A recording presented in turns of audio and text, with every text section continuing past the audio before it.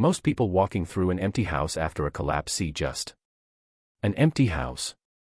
No food left. No water. Nothing obvious. Not worth stopping.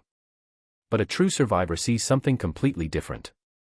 And this is what you'll learn now, to see the situation like a professional survivor and be prepared for the worst. The professional ones are not looking at what's gone.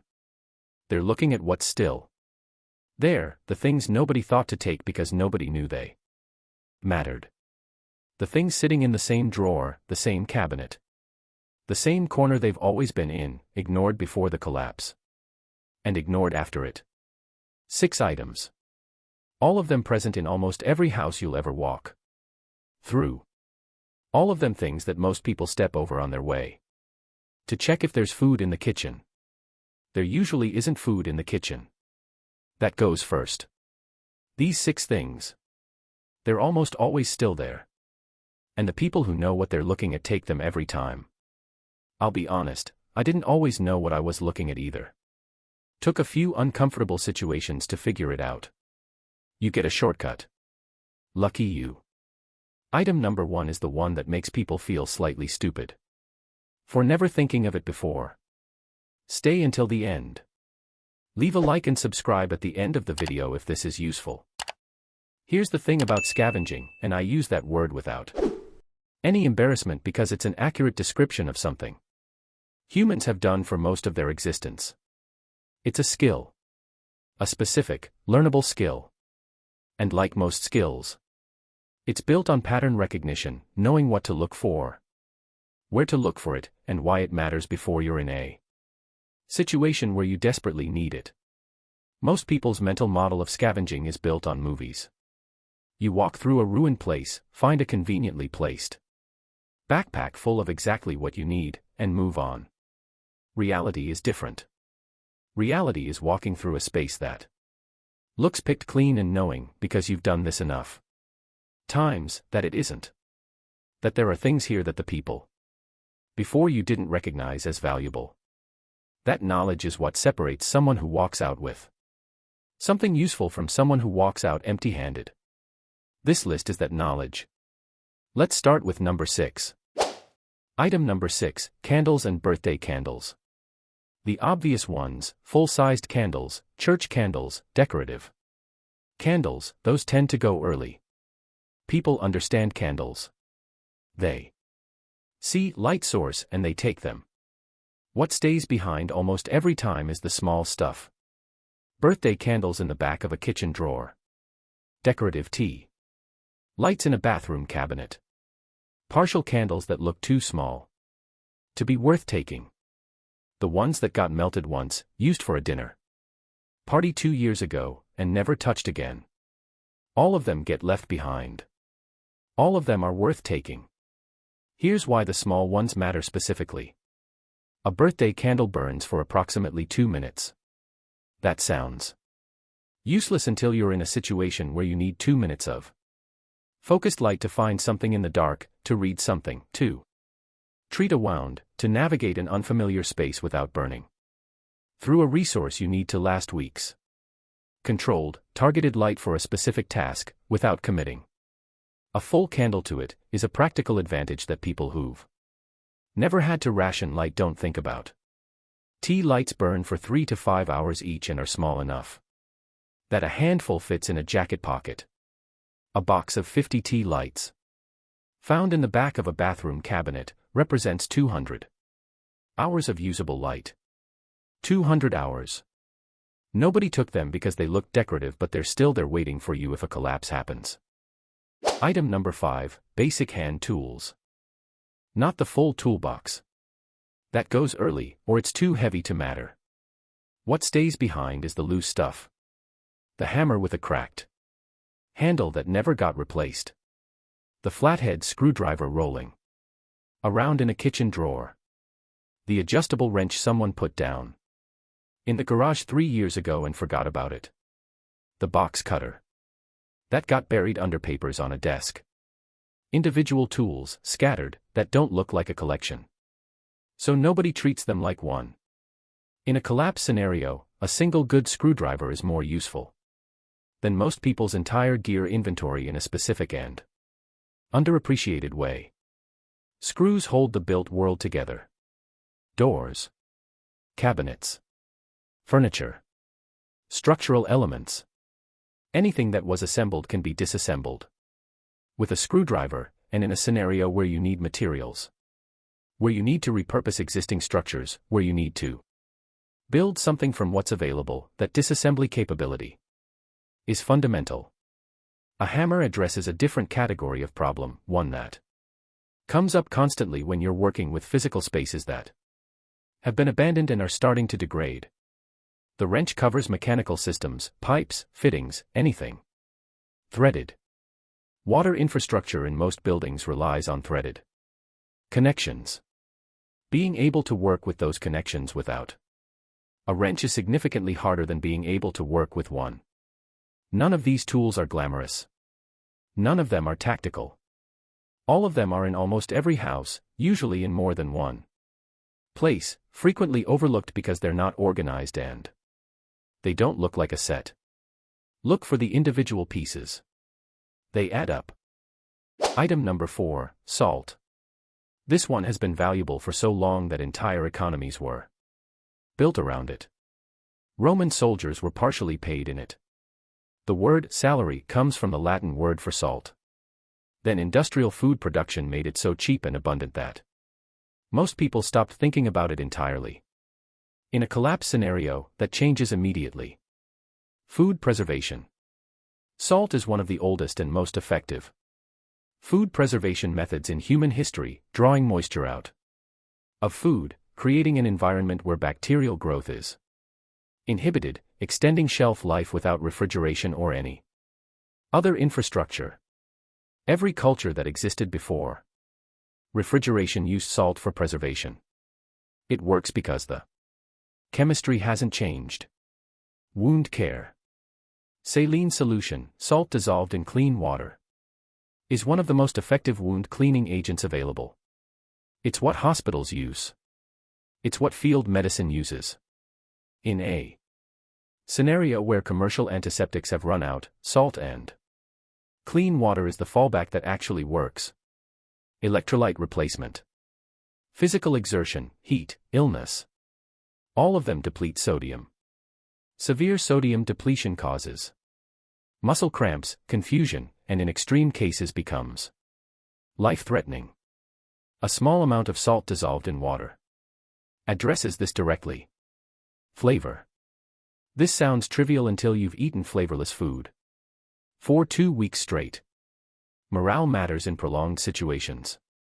It affects decision-making, energy levels, and the psychological sustainability of a difficult situation in ways that are easy to dismiss until you're in it. Salt is in almost every kitchen. Usually more than one container. Usually not the first thing anyone takes. So take the opportunity to catch it. Item number 3, sewing supplies. The sewing kit in the bathroom drawer. The needle and thread in the bedroom closet. The safety pins scattered in a jewelry box. The buttons in a small container that someone kept meaning to use and never did. All of it gets left behind almost universally. Because in the moment of a collapse, nobody is thinking about sewing. They will be thinking about it within 2 weeks. Clothing fails under sustained hard use in ways that people who've never worn the same clothes every day for months don't anticipate. Seams split. Fabric tears.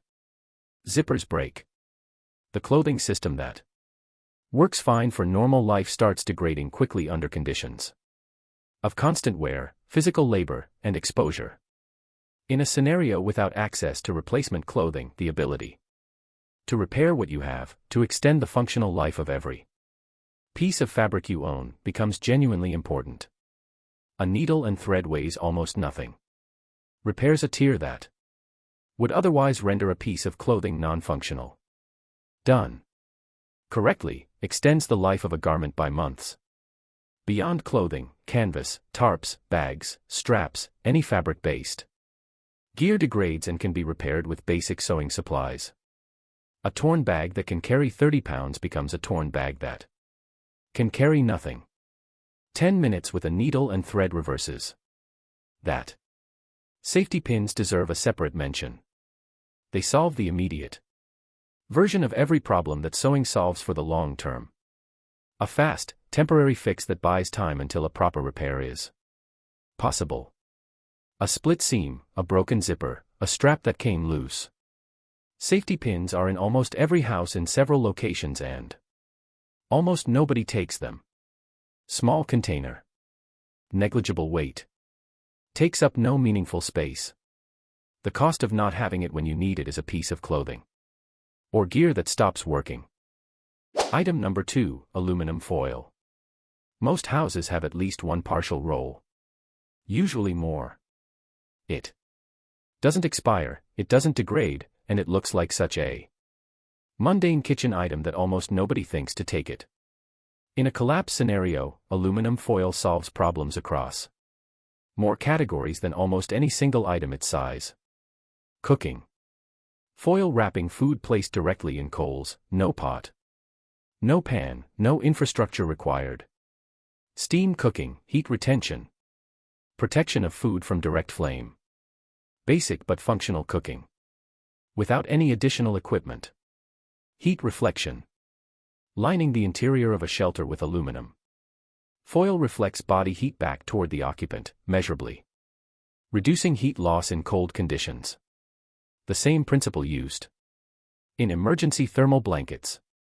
Less efficient than purpose-made material, but available in almost every empty house and weighing almost nothing. Signaling. A piece of aluminum foil in sunlight produces a reflection visible at significant distance, useful as a signal to friendly parties or as a marker for navigation purposes. Improvised cookware. Folded into multiple layers, aluminum foil can be shaped into a functional bowl or container for boiling water. Not durable, good for 1 or 2 uses, but functional when no other option is available. Fire starting.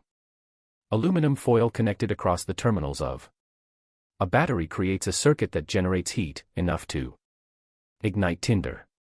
In a situation where conventional fire starting methods have failed, this works with materials available in almost any abandoned space.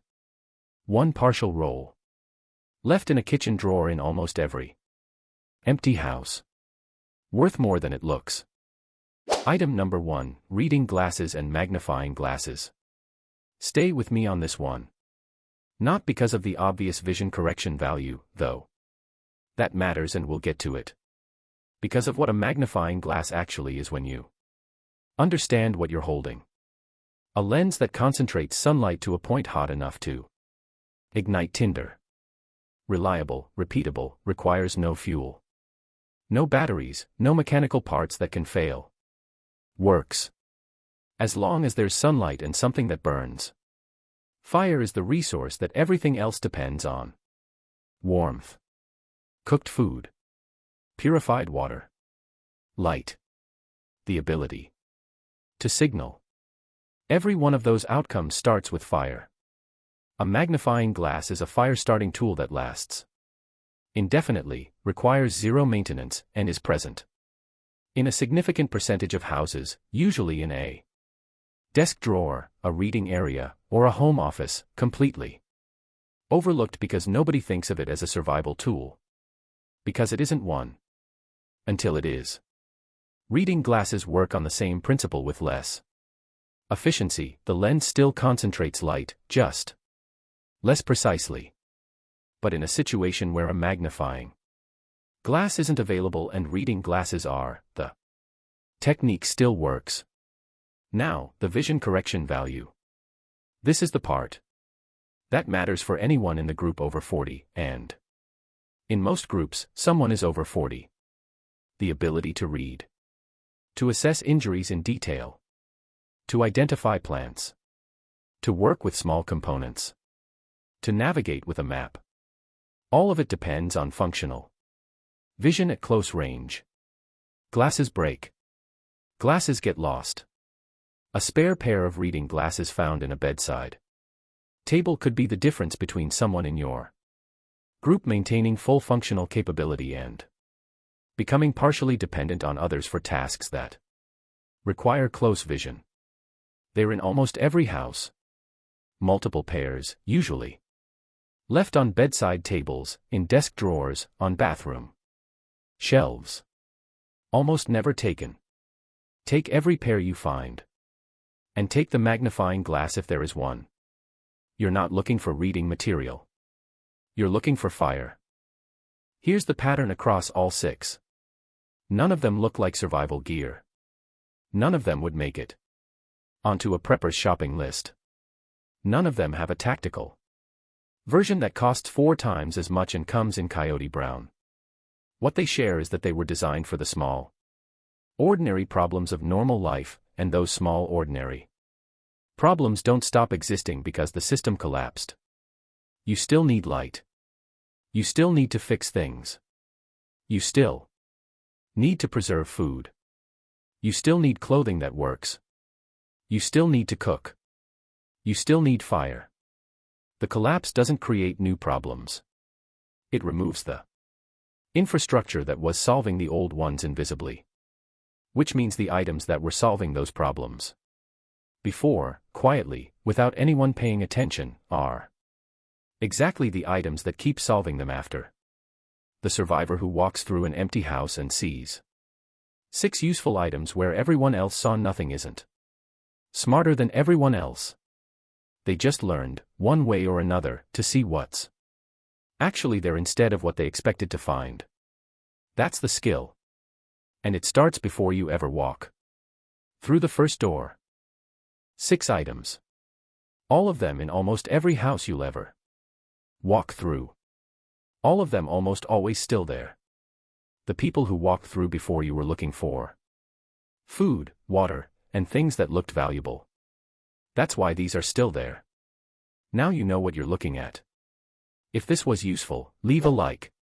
Subscribe, there's more of this coming. And never forget, know the place before you need the place.